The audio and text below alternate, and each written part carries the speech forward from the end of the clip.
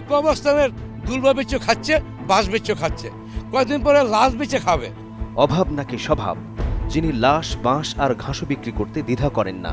কোনো জায়গায় আমার নাম পান যে আমি বিএনপি করছি, তাহলে আমাকে যে পদে থেকে গেছে আমি আমার এটা বাদ দিয়ে দেন। বিএনপি করা কি অন্যায়? আর কেনই বা পদ থেকে বাদ দিতে বলছেন? ক্ষমতাসীন দলের সাথে সম্পৃক্ত হইতে পারেন, অন্যায় করে পার পেয়ে যাবেন, আপনার 7 খুন মাপ।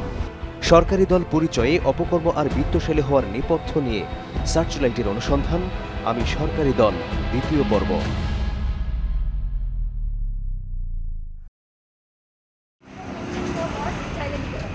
চলমান শুদ্ধি অভিযান শুধু গ্রেপ্তারের মধ্যেই সীমাবদ্ধ থাকছে না। দুর্নীতির মাধ্যমে কারি কারি টাকার মালিকদের সম্পদের দিকেও নজর দেয়া হচ্ছে, যেটি আর ছোটখাটো তালিকার মধ্যে সীমাবদ্ধ নেই। তালিকা তো বিষয় না, বিষয় হলো যে অভিযোগ যাদের নামে আসছে এবং ওই যে আইনি যে প্যারামিটারগুলো আছে ওইগুলো সম্পন্ন হলেই আপনার এটা অনুসন্ধান করা হবে। 4 শতাধিক লোকের তথ্য চাওয়া হলেও দিন যত যাচ্ছে এই তালিকায় নামের সংখ্যা ততই বাড়ছে, যেটি দুদকের বক্তব্যেও স্পষ্ট।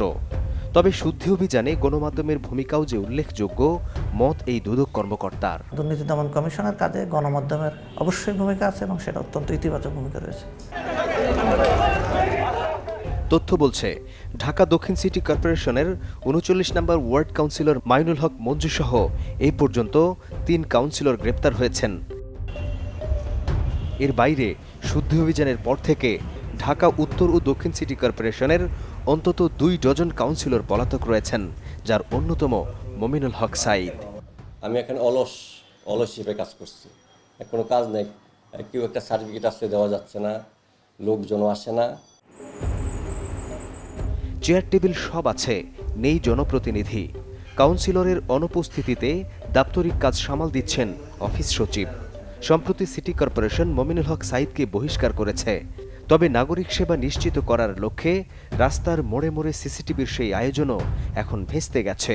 এই যে এগুলো কাজ করতেছে না তো এখন, এগুলো ওই যে মিস্ত্রি আসে না, মানে কাউন্সিলর নাই, অফিস সবকিছু অকেজ। রাজধানীর মিরপুরের রূপনগর এলাকা। ঢাকা উত্তর সিটির 6 নম্বর ওয়ার্ডের কাউন্সিলর রজব হোসেন, যিনি থানা আওয়ামী লীগের সভাপতি। নাগরিক সেবা নিয়ে আমরা রজব হোসেনের সাথেও কথা বলতে চাই।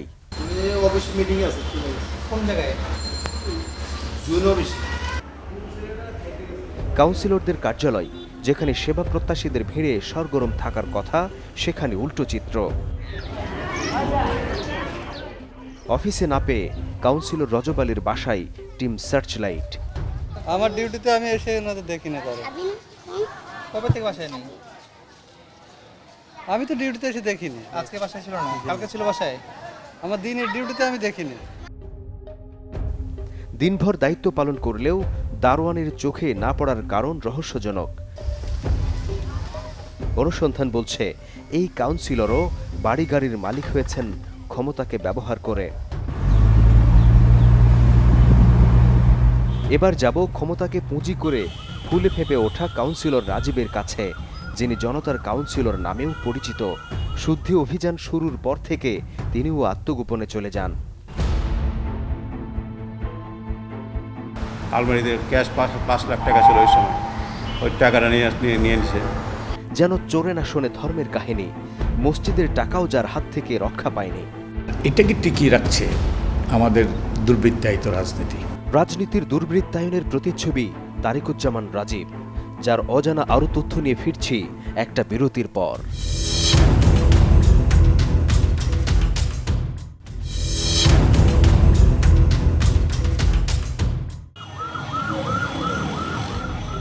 রাজীবের অপকর্ম নিয়ে সার্চলাইটে আমি সরকারি দল শিরোনামে একটি অনুসন্ধানী প্রতিবেদন প্রচারিত হয়।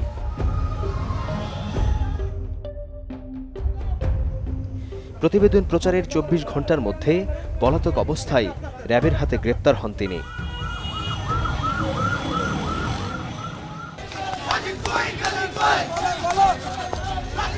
জনতার কাউন্সিলর রাজীব গ্রেপ্তারের খবরে আনন্দ মিছিল করেছে তারই নির্বাচনী এলাকার সাধারণ মানুষ। রাজীবের চাঁদাবাজি, টেন্ডারবাজি আর দখলদারিতে যারা এতদিন অতিষ্ঠ ছিলেন, যারা মুখ খুলতে ভয় পেতেন, তারাই আনন্দ মিছিলের পাশাপাশি ঝাড়ু মিছিলে অংশ নিয়েছেন। সেই মিছিলে কাউন্সিলর তারিকুজ্জামান রাজীবের সুষ্ঠু বিচারের দাবি উঠেছে। এই চাঁদাবাজ, খুনি, দুর্নীতিবাজের দৃষ্টান্তমূলক শাস্তি চাই। গ্রেপ্তারের পর জনতার কাউন্সিলর নামধারী রাজীবের নানা অপকর্ম বেরিয়ে আসতে থাকে। সেই অপকর্মের একটি মোহাম্মদপুরের আল্লাহ করিম মসজিদ কমিটি। কমিশনার সে জিজ্ঞাসা করতে পারে যে আপনি যে মসজিদ চালিয়ে যে মসজিদ হিসাব সব দেন আমার কাছে, বা কীভাবে চালান। কোনোদিন ভালো মন্দ জিজ্ঞাসা করে নেই, একদিন আইসা দল বল নয় আইসা মানে মসজিদ দখল করে নেয়। মসজিদ কমিটির সাবেক সদস্য মুক্তিযোদ্ধা আব্দুল খালেক, যার বক্তব্যে পরিষ্কার দখলবাজির তালিকা থেকে মসজিদও বাদ পড়েনি। 2016 সালের 4 এপ্রিল নামকাওয়াস্তে কমিটি করে তারিকুজ্জামান রাজীব নিজে সভাপতি হন, আর নাফিজ নামে আর এক অনুসারীকে বানান সেক্রেটারি। মসজিদের চাবি থাকতে সময় কেশিয়া সাহেবের কাছে, ওনার কাছে জোর করে চাবি নিয়ে নিয়েছে। চাবি নিয়ে আলমারি খুইলা, আলমারিতে ক্যাশ 5 লাখ টাকা ছিল ওই সময়, ওই টাকাটা নিয়ে নিয়েছে। প্রশ্ন উঠতে পারে, জনতার কাউন্সিলরের এ কেমন রূপ? উত্তরটা দিলেন পাশে থাকা আরেক মুসল্লি। মুসল্লিদের জন্য দাঁড়ানোর জন্য, রিল্যাক্সে থাকার জন্য যে জায়গাটা খালি রাখছিল আমাদের তখনকার কমিটি, সেই জায়গাটার মধ্যে তারা 4টা দোকান করে সেই টাকাটাও হেরা নিয়ে গেছে। মসজিদের নিচতলার শতাধিক দোকান থেকে ওঠানো ভাড়া ও জামানতের টাকা সবকিছুতেই হাত ঢুকিয়েছেন তারা। দোতলা থেকে 5 তলা পর্যন্ত এখানে কিছু ছোটোখাটো অফিস আছে, ওইখানকার টাকাগুলো শুক্রবারে যে মুসল্লিরা টাকাগুলো দিতেন 17,000, 20,000, 24,000, কোনো ক্ষেত্রে 29,000 উঠতেন, সেই টাকাগুলো তারা নিয়ে যেত। বিশাল এই মসজিদ যেন সোনার খনি, তাই দখল নিতে ধর্মকর্মের দোহাই মানেননি রাজীব এবং তার লোকজন। তবে গ্রেপ্তারের পর সবকিছু পাল্টে গেছে। এখন রাজীব কমিশনার গত কিছুদিন আগে অ্যারেস্ট হয়, এরপরে তার যে তথাকথিত লোক ছিল কমিটির লোক, তারা কেউই নেই এখন। তার মানে মসজিদের দায়িত্ব ফেলে পালিয়ে গেছেন। ঘটনার এখানেই শেষ নয়, রাজীব এবং তার লোকজনের হাত থেকে কবরস্থানও রক্ষা পায়নি। আমিও তো একদিন এই কবরস্থানে যাও, সেই আশা আকাঙ্ক্ষা নিয়ে কবরস্থানে কাজ করি। আনোয়ার হোসেন রায়ের বাজার কবরস্থানের পাশেই জাকের ডেইরি ফার্ম নামে একটি খামার গড়ে তুলেছেন। সেই খামারের গরুর ঘাস সংগ্রহ করতেন কবরস্থান থেকে, কিন্তু রাজীব কাউন্সিলর নির্বাচিত হওয়ার পর সেখানেও হাত বসিয়েছেন। এই কবরস্থানের দুর্বা বেচে খাচ্ছে, বাঁশ বেচে খাচ্ছে, কয়েকদিন পরে লাশ বেচে খাবে, এরকম পরিস্থিতি আজকে এখানে দাঁড়াইছে। হাট, ঘাট, মসজিদ, মাদ্রাসা, কবরস্থান কোনো কিছুই বাদ যায়নি রাজীব এবং তার বাহিনীর হাত থেকে, যার কারণে হলফনামায় দেয়া সম্পদের তথ্যের সাথে বর্তমান সম্পদের হিসাব মেলানো যাচ্ছে না। হলফনামার সেই তথ্যে ছোট টিন শেড থাকার কথা বলা হলেও ভয়াবহ তথ্য বেরিয়ে এসেছে। এটা কি 201 না? 5 নম্বর রোড। এটাই দেখাচ্ছে তার বাসা, মানে স্থায়ী ঠিকানা এবং বর্তমান ঠিকানা হিসাবে। রাজীব কোনো ভাড়া থাকতো এখানে? না না, তার ফ্ল্যাট আছে একটা মনে হয় এখানে। না, হ্যাঁ, তার কোনো ফ্ল্যাট নাই, সে আমার ওখানে ভাড়া। আরেকটু নিশ্চিত হওয়া দরকার, তাই মোবাইল ফোনে কথা হলো বাড়ির মালিকের সাথে। আচ্ছা, আপনার বাসার অ্যাড্রেসটা রাজীব সাহেব তার হলফনামায় দিছে যে ওইটা তার স্থায়ী এবং বর্তমান ঠিকানা। পুরাটা ভুয়া। মানে আপনার বাসা কখনো ভাড়া থাকতো বা এরকম কিছু? না, এটা ভাড়া থাকে। নির্বাচন কমিশনে ভুয়া তথ্য দিয়ে কাউন্সিলর নির্বাচিত হয়েছেন রাজীব, বলা যায় গোড়াই গলদ। যে গলদ নিয়ে জনপ্রতিনিধি হয়ে বাড়ি গাড়ি যেমন গড়ে তুলেছেন, তেমনি ঘুরে বেরিয়েছেন দেশ বিদেশেও। প্রশ্ন উঠতে পারে, এত সব শৌখিনতার পেছনে যে অর্থ, তার উৎস কি?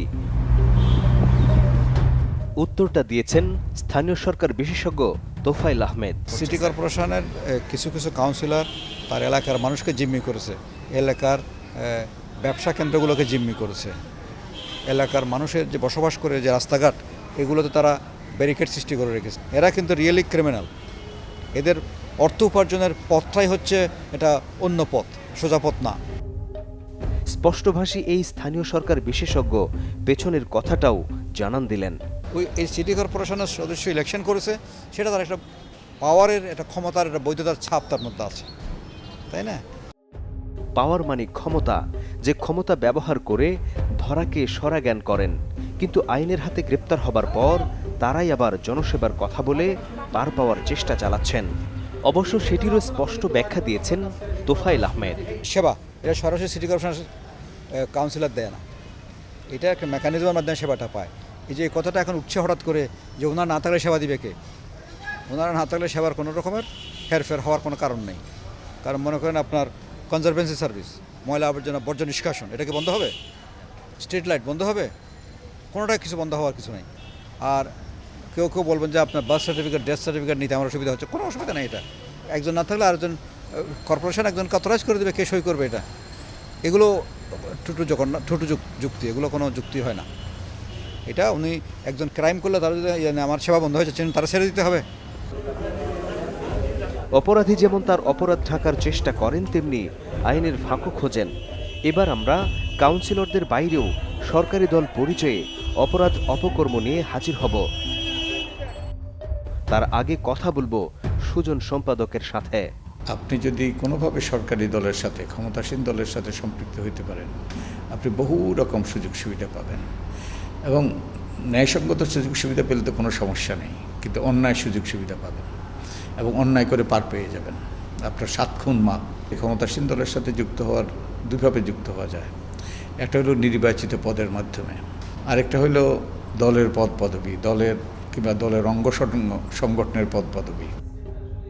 সুজন সম্পাদক বদিউল আলম মজুমদারের কথাই স্পষ্ট, তারা যেন ধরাছোঁয়ার বাইরে চলে যান, যার নেপথ্য কারণটাও বর্ণনা করলেন তিনি। এটাকে টিকিয়ে রাখছে আমাদের দুর্বৃত্তায়িত রাজনীতি। এই অন্যায় সবগুলোই হয় রাজনৈতিক ছত্রছায়ায়, রাজনৈতিক পৃষ্ঠপোষকতায়, এবং রাজনৈতিক কারণেই কিন্তু তাদের বিরুদ্ধে ব্যবস্থা নেওয়া হয় না। মাঝে দিয়ে হত্যাকাণ্ডটা ঘটায় জামাইবাবু রাজু এদের মাধ্যমে। কার মাধ্যমে, কিভাবে হত্যাকাণ্ড সংঘটিত হয়? কোনো জায়গায় আমার নাম পান যে আমি বিএনপি করছি, তাহলে আমাকে যে পদে থেকে সামনে আমার এটা বাদ দিয়ে দেন। ভিন্ন মতের রাজনীতি আইনে নিষিদ্ধ না হলেও কেন এমন কথা বলছেন, যার উত্তর নিয়ে ফিরছি আরেকটা বিরতির পর।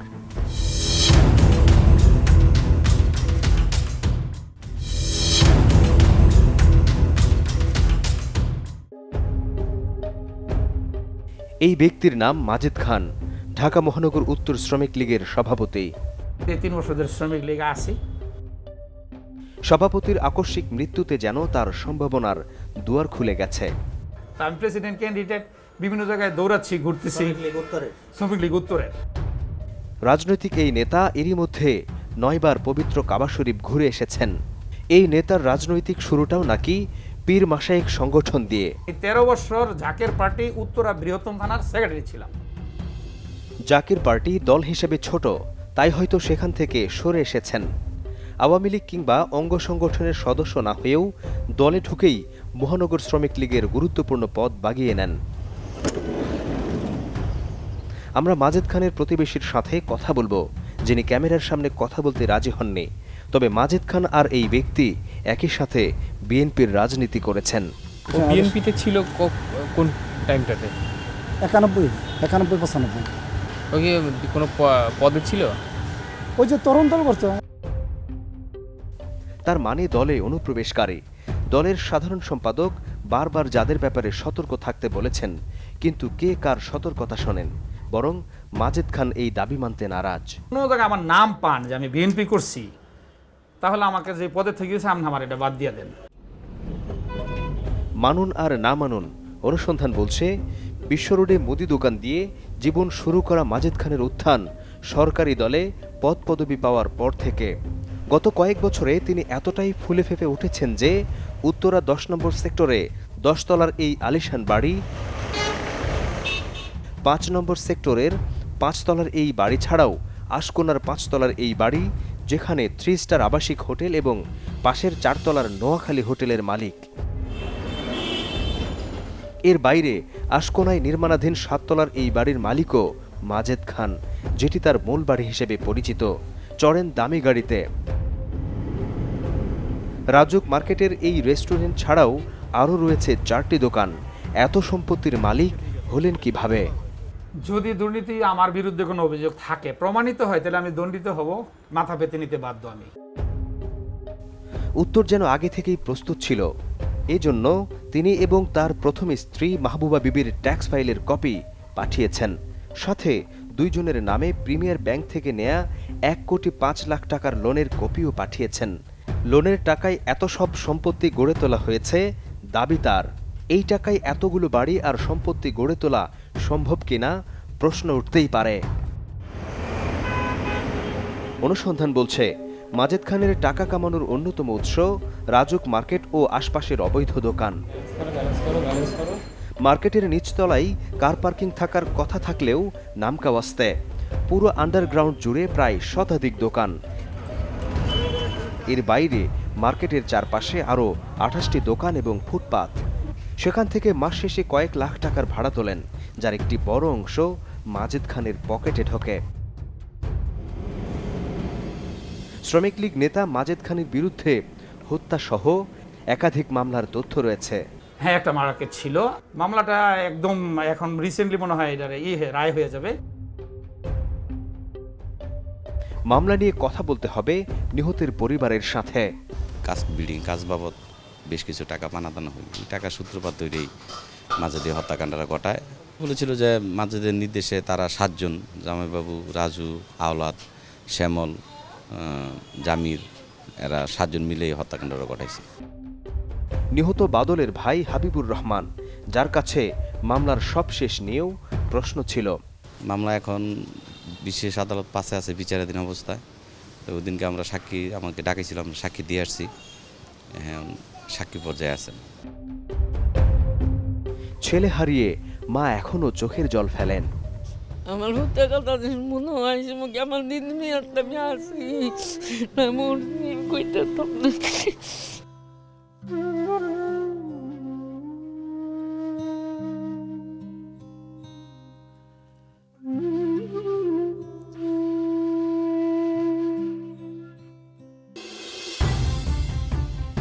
হত্যাসহ একাধিক মামলার আসামি হয়েও যখন আইনি বেড়াজালে হাবুডুবু খাচ্ছিলেন, ঠিক তখনই সরকারি দলের পথ খুঁজে নেন মাজেদ খান। অর্থাৎ আমি সরকারি দল, এই পরিচয়ই সব অপকর্মের বৈধতার মূল সূত্র। যে পরিচয়ে কতজন কত অপকর্মে জড়িত তার হিসাব সরকার তথা আইন শৃঙ্খলা বাহিনীর কাছেও নেই। নামকাওয়াস্তে সরকারি দল পরিচয়ই যেন সব অপকর্মের মূল হাতিয়ার। ফলে নানা সময় সরকারকে বিব্রতকর অবস্থায় পড়তে হয়।